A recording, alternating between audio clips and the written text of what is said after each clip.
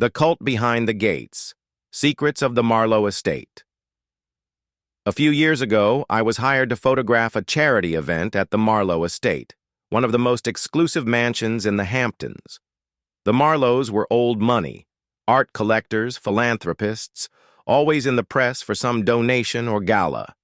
From the outside, they were the perfect family. But behind those gates, there was something else. The event started like any other. Expensive wine, polished speeches, people pretending to care about the cause. But I noticed something strange.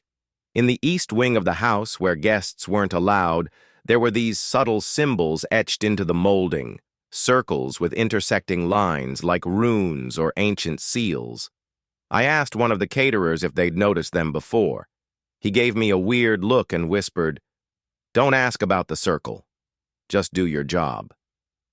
That night, curiosity got the better of me.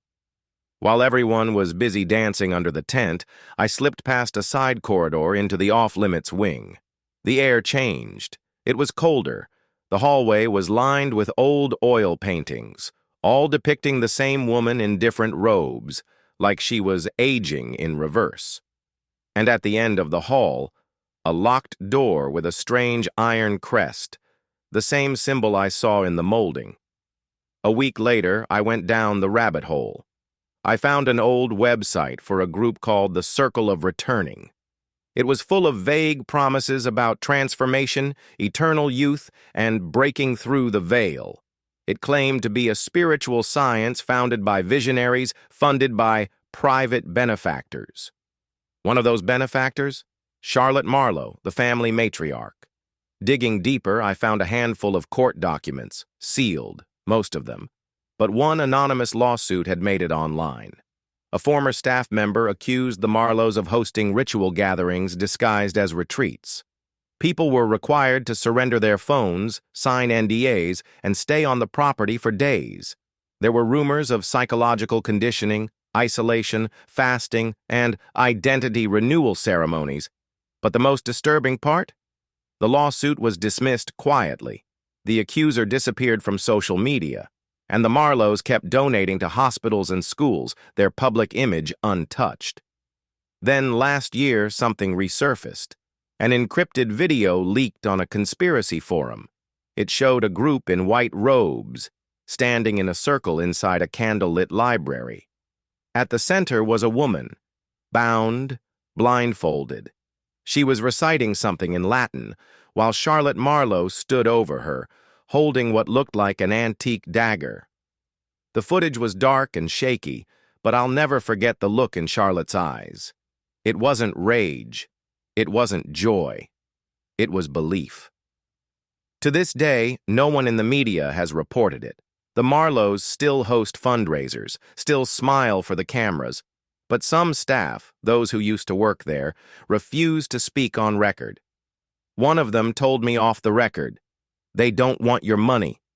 They want your devotion." So next time you scroll past a glowing charity post from some high society family, ask yourself, what are they really building behind those mansion walls?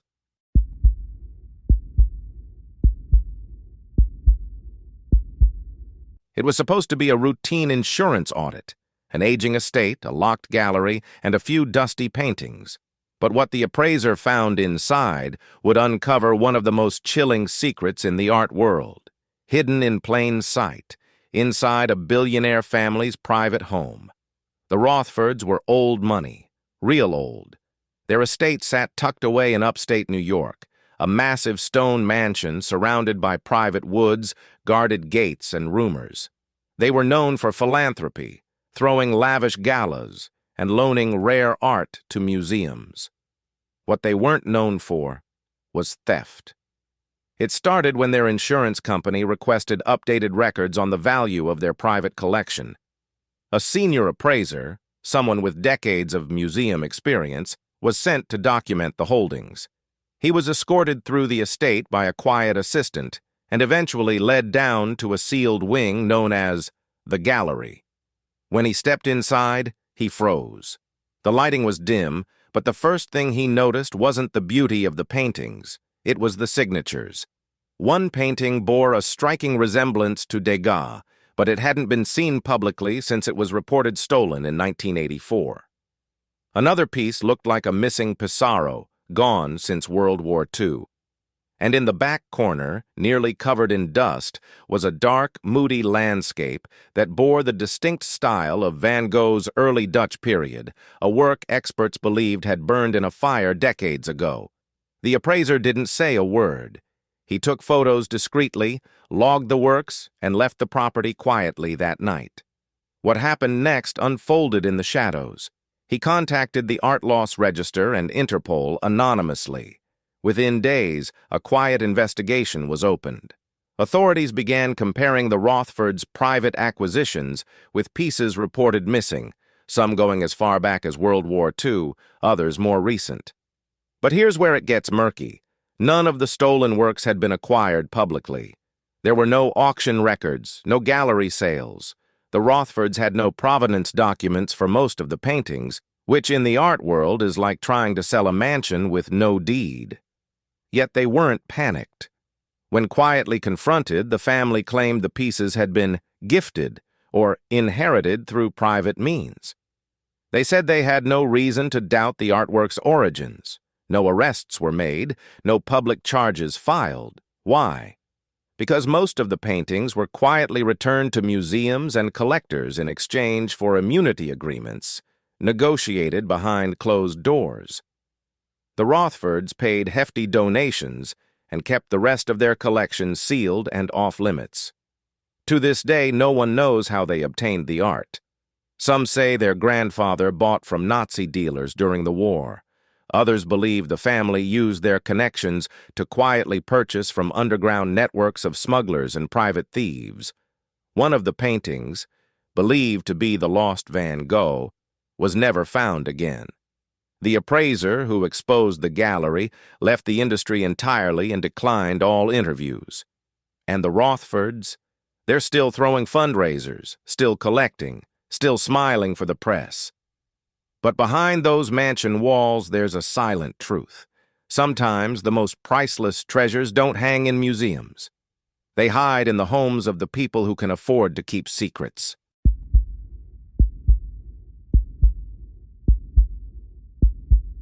The Goldmark family made their fortune in tech, data centers, cloud software, cybersecurity. If you used the internet in the 2000s, you were probably touching something they built. By 2019, their net worth was estimated at $4.8 billion. But just a year later, nearly half of it vanished. No lawsuit, no market crash, no explanation, just gone. At first, no one noticed. Rich families lose and gain money all the time.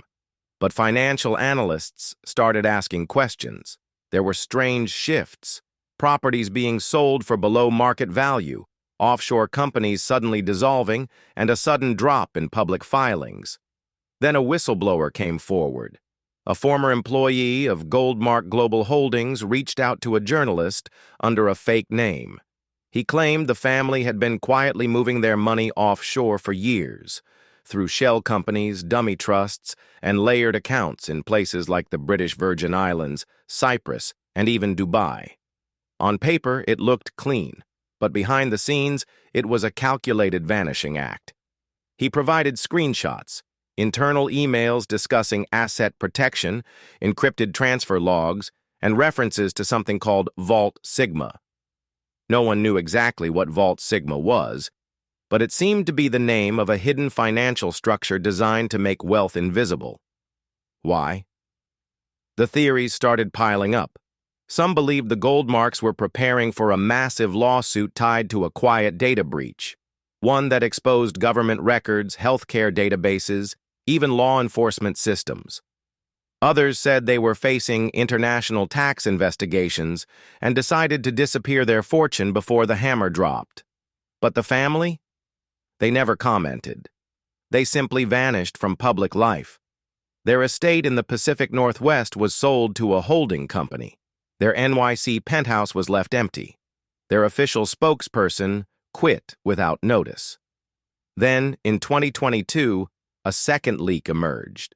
A cybersecurity collective found evidence of banking activity under Goldmark-linked aliases with deposits in cryptocurrency vaults, some as large as $70 million, buried deep in the blockchain, routed through mixers to obscure their origin. And the most chilling part? One transaction memo simply read, "If you're reading this, you're already too late." To this day, no charges have been filed, no lawsuits made public. No one knows if the family is hiding, watching, or just living quietly on some island under a different name. But what we do know is this: money that powerful doesn't just disappear. It moves, it hides, and sometimes it waits.